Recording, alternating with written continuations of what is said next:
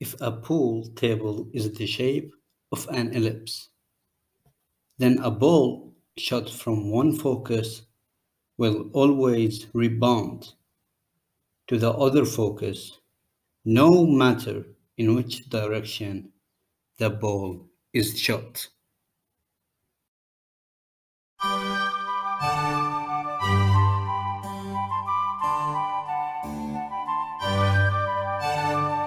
The materials that we need: foam noodle, hot glue gun, fabric, marble, cardboard, wooden doll, ruler, and scissor.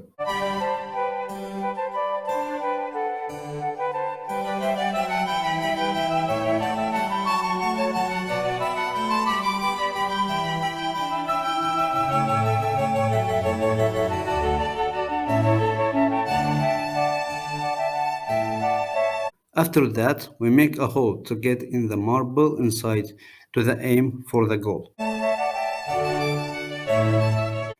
The result is, finally, we get an elliptical pool game. Engineering connection. Construction engineers, architects, and acoustics engineers use the ellipse display to create galleries, which are the structures that make a whisper in one place clearly visible to someone else in other place, but not by someone else in the area.